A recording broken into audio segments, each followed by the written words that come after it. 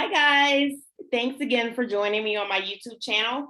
I am Joy Cheriel Brown. I am the owner of Third Person Omniscient Productions, and I am the author of The Secret of Life Through Screenwriting, How to Use the Law of Attraction to Structure Your Screenplay, Create Characters, and Find Meaning in Your Script. So I want to talk to you guys today about a movie that I watched recently. It was the last production that I'm going to watch of the Merchant Ivory productions from the late 80s and early 90s and moving into the mid 90s.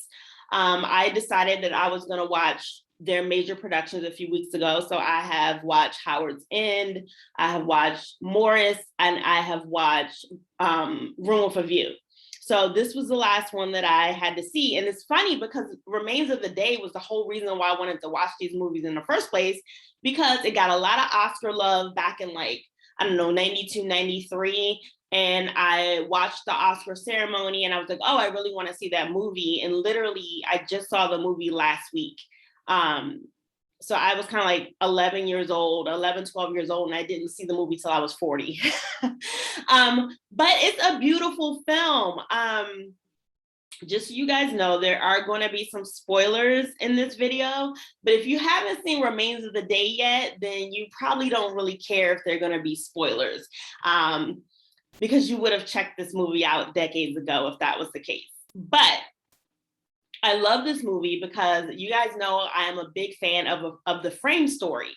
And for those of you who don't know what a frame story is when there are two stories going on. It's the same characters, but one of the storylines is set in the past and the other storyline is set in the present of whatever the story is. So in The Remains of the Day, the movie was made in the 1990s, but all of it takes place in the past. But it's a frame story where part of the story takes place in what the present day of the movie is, which is 1956. And the other part of the story, it's not really flashbacks, it's like two coexisting storylines. And the past storyline takes place in 1936 when it's leading up to World War II.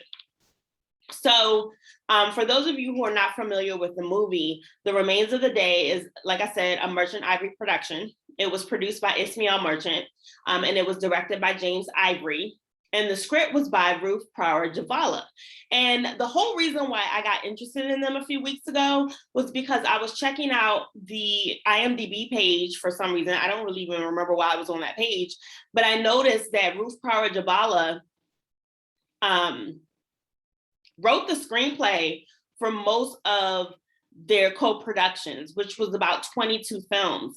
And the number 22 stuck out for me because currently my production company has about 22 to 24 projects that I'm intending to get done over the next couple decades. So it was really interesting to me that number 22 jumped out at me. And you guys know that I'm a big proponent of the law of attraction. My screenwriting book talks about the law of attraction.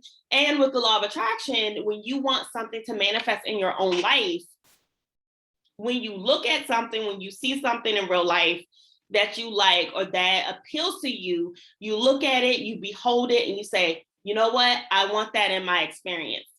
And I wanted that in my experience. I want that in my experience. I want to actually be able to get done all of my 22 to 24 projects. I want millions of people to see the projects, and I want to make a profit from each of the projects. So that's my intention that I'm putting out with the universe. And when the whole thing about manifesting is that you have to know that what you want is going to happen. So the whole 22 projects with the Merchant Ivory Productions is what really appealed to me.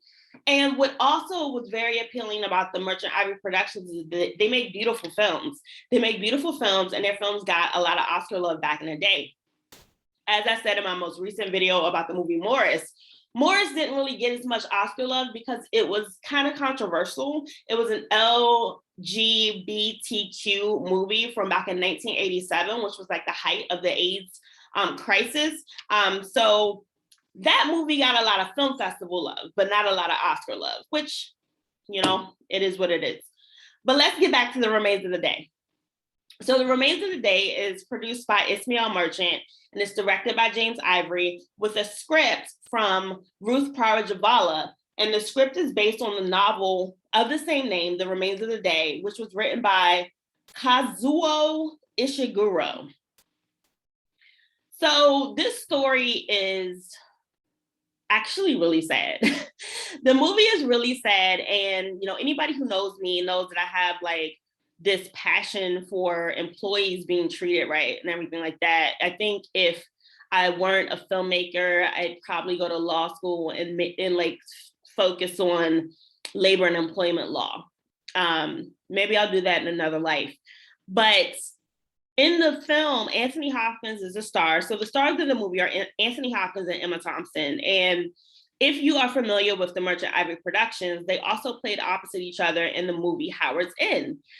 So again, it's kind of like this like little romance thing. And like when I was a kid, I was kind of like, yo, they're both just old. Like 30 was old to me because I was like 11. But now as an adult, I'm like, wow, they had a really big age gap in between them, and they were playing like repeated love interests. And Anthony Hopkins was literally like 22 years older than Emma Thompson, which, whatever. I like younger guys, so I can't really be a judge of that. But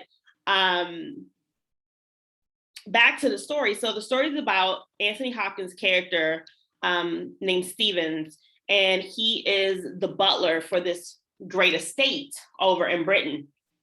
And the sad thing is, it's like, so it's a frame story. It jumps back and forth between 1956 and 1936. It starts off with, I guess it's like Stevens is reading a letter from Emma Thompson's character. And she was the former housekeeper at the estate. And she's kind of telling him, like, I'm in a position in my life where I'm kind of thinking about maybe going back into service of, being a housekeeper somewhere. And Stevens is at the point where he has a new owner for his estate, an American guy who was a politician. And this is actually one of Christopher Reeve's roles before his accident. So that's pretty interesting too. Christopher Reeve, if you are familiar with him, he played Superman in the original Superman movies from back in like the 70s. I don't think I've ever even seen the Superman movies from back in the 70s, but everybody knew who Christopher Reeve was. When I was growing up, I definitely knew who he was. But I had never seen the movie, and he didn't necessarily get top billing in the film. So I didn't realize he was in the movie till I was watching it in the credits roll, like the title credits came across the screen. So anyway, he's taken over this estate, and it just goes back and forth between the past and the present. And it basically shows like, so this movie is not a movie with bad guys, okay? And like I've mentioned before, I don't really like movies with particular bad guys or antagonists. I don't care for superhero movies. I'm so tired of watching movies and the goal of the movie is to save the world. You don't know how tired I am of that. So I'm kind of like on the fence of if I even want to see Black Widow. I do want to see Shao-Ching. I think that's the name of I'm sorry if I got it wrong. I don't mean to be disrespectful, but I'm just like, thinking about what superhero movies are out, and that's the one I want to see. I probably will go back and watch Black Widow anyway, just because. But I digress. So the movie doesn't have a bad guy really. So it's a character study. So with the character study, we're watching this butler, Stevens, and we're looking at him be very good at his profession. Like he's an excellent butler. And it kind of reminded me of that movie. I think the movie was called The Butler that Forrest Whitaker was in, where he played the butler at the White House. And, I didn't know before I saw the movie The Butler, the one at the White House with Forrest Whitaker, that the head butler is actually in charge of like the whole staff and everything. And that's kind of how it was in The Remains of the Day. Anthony Hopkins' character was in charge of the whole household. He was in charge of the whole household staff. He hired people, he fired people. When it came to running the house, he had all the power. And the thing that's sad about the movie is that he dedicated his whole life to this profession. And the first instance they show of him just kind of like giving his all to this profession is he hires his father And his character, Anthony Hopkins' character, is probably like in his 50s. And I'm guessing that because that's how old Anthony Hopkins was when he played the role. And his father, the character playing his father, was 75. And his father was like a butler. He had been a butler as well. And so his father's like old and kind of like, you know, losing his mobility a little bit. Like he's not as spry as he used to be. And Anthony Hopkins' character manages to get his father hired. But then his father has like a few accidents because he's really old and he really should not be carrying on the duties that he's carrying on. And, you know, his dad is really old and, you know, he ends up, the guy who owns the house is like, you know, your dad really shouldn't be doing some of the stuff that he's doing because he tripped the other day. And I don't want this accident to happen when I have the dignitaries from all over the world coming because we're going to be talking about like world affairs. We can't have him dropping trays and tripping up, you know? So he kind of like demotes his father, gets him less responsibilities. And when they're having this big event with all the dignitaries, his father actually dies. And Anthony Hopkins' character is so dedicated to his job that when Emma Thompson's character comes and says, like, your father has passed away, you know, like, do you want to go see him? Anthony Hopkins is like, yeah, I'll do it like in a minute. He's like, I have a lot of stuff going on. I'll do it. But can you like close his eyes for me? He didn't even have time to like close his father's eyes. He didn't even have time to like really to say goodbye, you know, because he had dedicated everything to this job. And you look at what happened to his father and the choices that he makes after that in the movie, like he was in the presence of a lot of world leaders who were making very serious decisions because like these meetings that they had eventually led up to World War II. And, you know, later in the movie where he's traveling through the countryside to go to Emma Thompson to ask her if she wants to come back to work, you know, he's stopping at pubs and stuff. And like, I would have to read the book. I really want to read the book to see if this is how the book was laid out, where he's traveling through the countryside and he stops and they have the guys at the tavern are asking him like, well, what do you think? You know, you met, you know, Winston Churchill and you met these people. What did you think about the things that were going on? What did you think about the things that they were discussing? And he was just like, he didn't even have an opinion because he was so busy serving them that he didn't even know like the main events that were going on in the day, you know? And like one of the dignitaries was like a real asshole and, you know, tried to prove a point that we shouldn't let the common man make decisions because they don't know what's going on.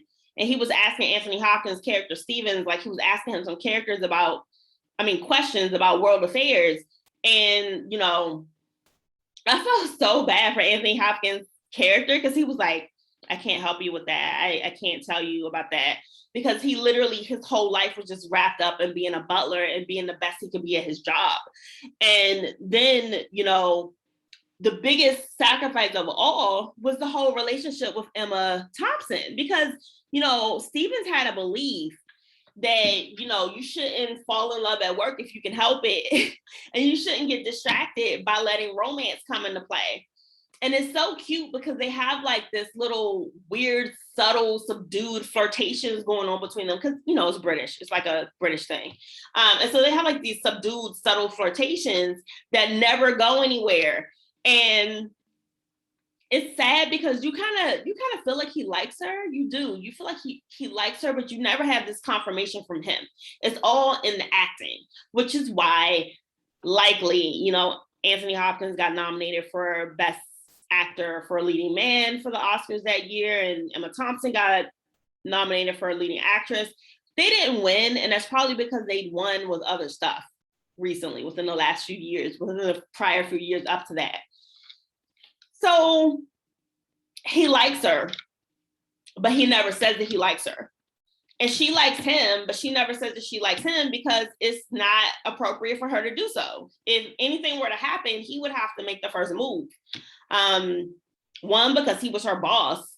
And two, because, you know, it was like 1936, 1956. Like, it just, you know, men made the first move. It's still like that in a lot of ways. But I'll do what I can to change that. But like, for now, that's how it is. And so he goes to travel to see her, to ask her if, you know, she wants to get her job back. And up until that point, she probably would have taken the job. but she got married, and she finds out like right before she meets with him that her daughter is expecting a baby. And her pathetic husband kind of needs her. So she decides, like, I'm going to stay and get back with my husband, because she had left her husband. She's like, I'm going to get back together with my husband. And he's like, I'm going to get back together with my husband. And I'm going to be close to my grandchild. And you guys, I told you there are going to be spoilers in this. That's that. That's that. He basically returns back to the house. He hires somebody else, and he's back to business as usual. And oh my God, you guys, it is the saddest movie. Like, I didn't cry or anything, but it's so super sad, because you just know those people who dedicate their whole lives to their job and to work. And then at the end of the day, the job downsizes or they lay people off. And then where are these people left? Because they put their whole life into their jobs. And it's a beautiful movie for anybody who knows somebody who just like gives their all to their career and to their work, you know, on the slide, like make them watch this movie, and so that they can kind of like compare their lives to the life of Stevens and the remains of the day. And check out the movie. It's a classic. Even if you don't know anybody who needs this lesson, it's a classic. So check it out. And again, thank you for joining me on my channel. If you like this video, please like it and share it out with your friends. And if you don't watch it, that's fine too. But, you know, check out some of the other videos I have on the Merchant Ivory Productions, and go do something fun and creative, or just go watch a favorite TV show or movie. And thanks for joining me. If you like the video, again, like it, share it out with your friends, and subscribe to my channel. Thank you, and see you guys next time. Bye.